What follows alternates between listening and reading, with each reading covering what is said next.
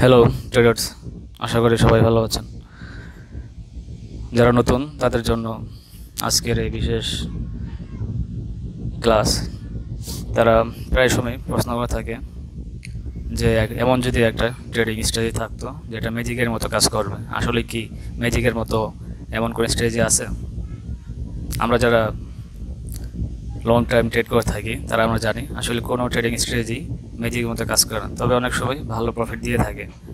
তাই বলে কখনোই আপনি সবসময় একটা ট্রেডিং স্ট্র্যাটেজির উপরে কখনোই বিলিভ করবেন না যে এই স্ট্র্যাটেজিটা আপনাকে ম্যাজিকের মতো আপনি এন্ট্রি নিলেন, ম্যাজিকের মতো আপনাকে প্রফিট দিয়ে দিল। ব্যাপারটা এমন না। অবশ্যই আপনাকে একটা ভালো প্রফিট দিবে, তবে সবসময় মনে রাখতে হবে আপনার মাইন্ডসেট হচ্ছে মেইন। এখনই মনে হয় যে আপনি একটা $100 ডিপোজিট করে আপনি হিউজ প্রফিট করতে পারবেন, 100 থেকে 10,000 অথবা 5,000 করতে পারবেন। আসলে ব্যাপারটা এমন না। এমন কোনো স্ট্র্যাটেজি নেই যে আপনাকে এমন 100% ম্যাজিকের মতোই প্রফিট দেবে। তবে সবসময় আপনাকে ভালো স্ট্রং মানি ম্যানেজমেন্ট ফলো করতে হবে। আপনি যদি ডিসিপ্লিনের সাথে ট্রেডিং লাইফস্টাইল মেনটেন করেন তখন কিন্তু আপনার প্রফিট কন্টিনিউ হবে। তবে স্ট্র্যাটেজি অবশ্যই প্রয়োজন আছে, এমন না যে স্ট্র্যাটেজির প্রয়োজন নেই। স্ট্র্যাটেজি দিয়ে আপনি একটা এন্ট্রি দিতে পারবেন, একটা ধারণা করতে পারবেন, আপনি বুঝতে পারবেন এখান থেকে আপনার এন্ট্রি নেওয়া উচিত। তবে কখনোই এমনভাবে চিন্তা করবেন না যে আপনাকে একটা স্ট্র্যাটেজি আপনি ভালো একটা স্ট্র্যাটেজি তৈরি করলেন অথবা পাইলেন, সেটা দিয়ে আপনি ম্যাজিকের মধ্যে প্রফিট করবেন। বিষয়টা এমন না। একটা স্ট্র্যাটেজি দিয়ে আপনি এন্ট্রি নেবেন, তা নেওয়ার আগে আপনাকে অবশ্যই ভালোভাবে অ্যানালাইসিস করতে হবে, আপনাকে চিন্তা ভাবনা করতে হবে। অনেক ট্রেডারই স্ক্যাল্পিং করে ভালো প্রফিট করে, তার মানে এই না স্ক্যাল্পিং হচ্ছে একমাত্র প্রফিটের মাধ্যম। লং টার্ম ট্রেড করতে পারলে এই মার্কেট থেকে অবশ্যই আপনি ভালো প্রফিট করতে পারবেন। তাই আপনার স্ট্র্যাটেজি এমন হওয়া উচিত যেটা আপনি লং টাইম প্রফিট করতে পারবেন। আপনার রিস্ক ম্যানেজমেন্ট ঠিক থাকবে, কখনোই সেটা গ্যামলিং অথবা মার্টিঙ্গেল স্ট্র্যাটেজি হবে না।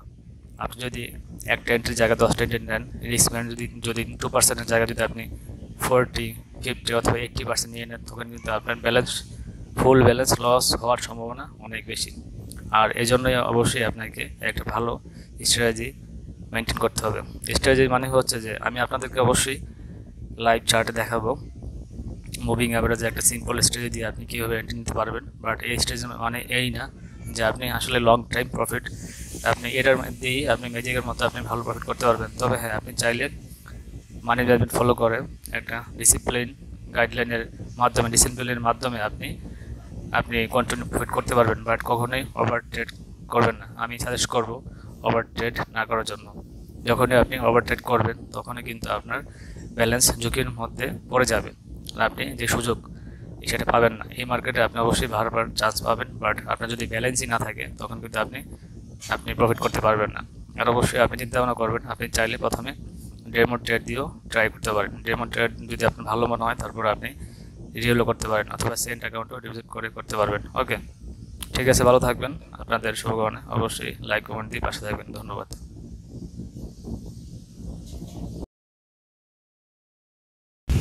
হ্যালো ট্রেডার্স, আশা করি সবাই ভালো আছেন। আজকে আমরা কথা বলবো ট্রেডিং স্ট্র্যাটেজি নিয়ে। যারা নতুন তারা বেসিক্যালি অলওয়েজ সার্চ করে যে আসলে আমার যদি একটা ভালো ট্রেডিং স্ট্র্যাটেজি থাকতো তাহলে আমি ভালোভাবে প্রফিট করতে পারতাম। আসলেই কি বিষয়টা এরকম? চলুন বিষয়টা দেখা যাক।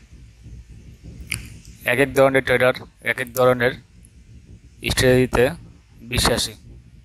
আবার কেউ long trade, scalping, news trade পছন্দ করে। সো এখন বিষয় হচ্ছে যে আপনি কেমন ট্রেডিং স্ট্র্যাটেজি আপনি লাইক করেন।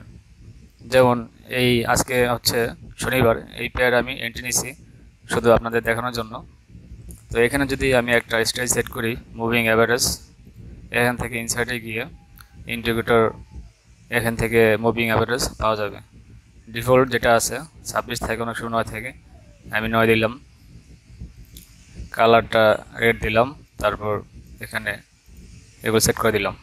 দেখেন এগুলোতে দেখার পর দেখা যাচ্ছে মার্কেট H1-এ এখানে টাইম ফ্রেম রাইট সাইডে আমি টাইম ফ্রেম সেট করে রাখছি। এটা প্রথম উপরে থাকে, তবে আমি বোঝার সুবিধার্থে এখানে দিচ্ছি। আর H1-এ সেল, D1-এ সেল। তো এটা হচ্ছে একটা স্ট্র্যাটেজি। এটাও যদি আপনি ঠিকঠাক ভাবে ফলো করেন আপনি ভালো কিছু করতে পারবেন। এখন কথা হচ্ছে স্ট্র্যাটেজি কি 100% প্রফিট দেয়? এর অ্যান্সার হচ্ছে না। কোনো ট্রেডারই 100% প্রফিট সবসময় করতে পারে না, তার 1 থেকে 2টা ট্রেড লস হবেই, এটাই স্বাভাবিক। কোনো স্ট্র্যাটেজিও 100% প্রফিট দেয় না। আপনাকে ফান্ডামেন্টাল অ্যানালাইসিস, টেকনিক্যাল অ্যানালিসিস, হ্যাঁ, তারপর ইমোশনাল অ্যানালাইসিস, এগুলো করে আপনাকে সঠিকভাবে এন্ট্রি নিতে হবে। এই পেয়ারে আমি কেন সেল নিলাম?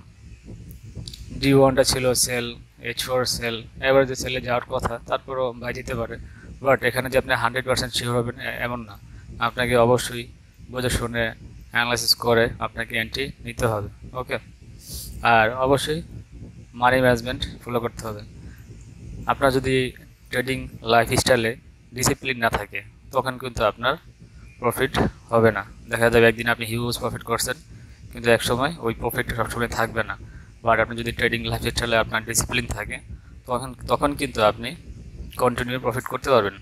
আমি এখান থেকে একটা এন্ট্রি নিছি, আর কোনটা এন্ট্রি নিই না। হ্যাঁ, এখান থেকে যদি প্রফিট যায় আমি এখান থেকে প্রফিট তুলতে পারবো, আর যদি লস যায় তখন আমি তুলতে পারবো না। বাট প্রবলেম নাই, আমার অলরেডি প্রফিট আছে। সো যখন আপনি এইভাবে কাজ করবেন, আপনি অ্যানালিসিস করবেন, আপনি মানি ম্যানেজমেন্ট ফলো করবেন, হ্যাঁ, ওভারঅল যখন আপনি ডিসিপ্লিন মধ্যে ট্রেডিং লাইফস্টাইল মেনটেন করবেন তখন কিন্তু আপনি একজন ভালো ট্রেডার হতে পারবেন। আর ট্রেডিং যে স্ট্র্যাটেজি এটা আসলে দরকার কিনা? একটা ট্রেডিং স্ট্র্যাটেজি দরকার, তবে এর মানে এই না যে এটা আপনাকে 100% প্রফিট দিয়ে দেবে। দেখেন, এই যে স্ট্র্যাটেজিটা, এখানে মার্কেট কি দেখাচ্ছে? এখানে দেখাচ্ছে যে একটা রেঞ্জ মার্কেটে, বাট যখন এখান থেকে উপরে গেল, এখান থেকে যদি আপনি একটা বাই এন্ট্রি নিতেন, এই পয়েন্ট থেকে যদি একটা বাই এন্ট্রি নিতেন তখন কিন্তু আপনার প্রফিট হতো। সো আপনাকে অবশ্যই একটা ট্রেডিং স্ট্র্যাটেজি ফলো করতে হবে। আর যারা নতুন তাদের জন্য অবশ্যই, কারণ হঠাৎ তো আপনি এন্ট্রি নিতে পারবেন না। এখান থেকে যদি আমি দেখাই, এই যে পয়েন্ট, এই পয়েন্ট থেকে একটা বাই এন্ট্রি ছিল, বাই এন্ট্রি। ওকে, এখান থেকে যদি আপনি একটা বাই এন্ট্রি নিতেন, আর বাই এন্ট্রি নেওয়ার পর আপনি যে নিচের সাপোর্ট লেভেলটা এটা দেখে যদি স্টপ লস ইউজ করেন তখন কিন্তু আপনার প্রফিট শিওর। ওকে, আর পাশাপাশি যদি আপনি ট্রেলিং স্টপ অথবা রিস্ক ম্যানেজমেন্ট ফলো করেন তখন কিন্তু আপনার ভালো একটা প্রফিট হবে। তো দেখেন, এখান থেকে কিন্তু এই যে পেয়ারটা এখান থেকে দেখাচ্ছে এত পয়েন্ট, এখানে অনেক দেখায়, বাট আমরা যদি একটা নর্মাল পেয়ারে যাই, ইউরো, আমরা ইউরোডিতে এখন দেখাই অথবা জিবিটিতে দেখাই, এখানে একটা ট্রেডিং স্ট্র্যাটেজি আগে থেকে সেট করা আছে। আমি নতুন একটা পেয়ার নিয়ে আবার দেখাই আপনাদের বোঝার সুবিধার্থে। তো চার্ট ওপেন করার পর এরকম আসবে, তারপর আপনি গ্রিড যেটা এটা রিমুভ করলেন, করার পর এখান থেকে ইনসার্ট থেকে আপনার ট্রেন্ড মুভিং অ্যাভারেজ সেট করবেন, তারপর এখান থেকে 9 চলে আসলে এখান থেকে এই যে, তো এই যে পয়েন্টটা, এই পয়েন্টটা কিন্তু আপনার একটা এন্ট্রি নেওয়ার পয়েন্ট। এই পয়েন্ট আমি দেখাই,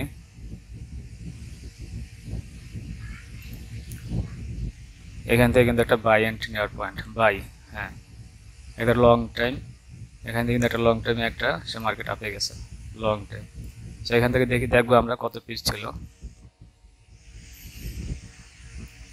এখান থেকে প্রায় 100 পিপস। ওকে, 100 পিপস। আর স্টপ লসটা যদি আপনি এই যে নিচের শেষ লেভেলটা এখানে যদি আপনি হিসাব করে দেন, হ্যাঁ, স্টপ লস বাই দিলে তখন কিন্তু এটা কখনোই হিট করে না, আর করতেও না। তবে এটা অবশ্যই বোঝার আগে আপনাকে মার্কেট বুঝতে হবে, কারণ এর আগে কিন্তু এটাকে ক্রস করে উপরে গেছে, এখানে উপরে গেছে, এই যেগুলো ক্রস কিন্তু উপরে গেছে, কিন্তু পুরোপুরি অতটা উপরে যায় নাই। তো এই যে রেঞ্জটা কিন্তু আপনাকে অবশ্যই বুঝতে হবে, যে লেভেলটা, হ্যাঁ, এই রেঞ্জ মার্কেটের যে লেভেলটা, সাপোর্ট লেভেল, এটা বুঝতে হবে। যদি আপনি এটা বুঝতে পারেন তখন কিন্তু আপনি এখান থেকে স্টপ লস সেট করতে পারবেন। আর অবশ্যই আপনাকে মানি ম্যানেজমেন্ট ফলো করতে হবে। এনি টাইম যদি তারপরও আপনার স্টপ লস হিট করে কোনো প্রবলেম নেই, বাট আপনি যদি মানি ম্যানেজমেন্ট ফলো না করেন তখন কিন্তু আপনার হিউজ লস হবে। সো মানি ম্যানেজমেন্ট এখানে একটা বিগ পার্ট। ওকে, সো অবশ্যই আপনাকে একটা স্ট্র্যাটেজি ফলো করতে হবে। তবে 100% আপনি স্ট্র্যাটেজির উপর ডিপেন্ড করবেন এমন না যে এটাই আপনাকে প্রফিট দেবে, বিষয়টা এমন না, এটা আপনাকে লস হতে পারে। তার জন্য আপনাকে ফান্ডামেন্টাল অ্যানালিসিস, টেকনিক্যাল অ্যানালিসিস, তারপর আপনাকে অবশ্যই ইমোশনাল অ্যানালিসিস ইয়ে করতে হবে। দেখা যায় আপনি অনেক কারণে ফ্যামিলি বা অনেক সমস্যার কারণে একটা মানসিকভাবে সমস্যা থাকতেই পারে, তখন আপনি এটি না নেওয়াই ভালো। তবে আপনি যদি সঠিক অ্যানালাইসিস করে নিতে পারেন তবে গুড, তাহলে আপনার প্রফিট ভালো হবে। ওকে, তো এই হচ্ছে স্ট্র্যাটেজি অ্যান্সার। যারা নতুন তাদের জন্য অবশ্যই রিস্ক ম্যানেজমেন্ট ফলো করে ট্রেড নেবেন, আর কখনোই ওভার ট্রেড করবেন না। ওকে, ভালো থাকবেন, অবশ্যই লাইক শেয়ার অ্যান্ড কমেন্ট দিয়ে পাশে থাকবেন। আর যদি কোনো কোশ্চেন থাকে টেলিগ্রামের মাধ্যমে অবশ্যই আমাদেরকে জানাবেন। ওকে।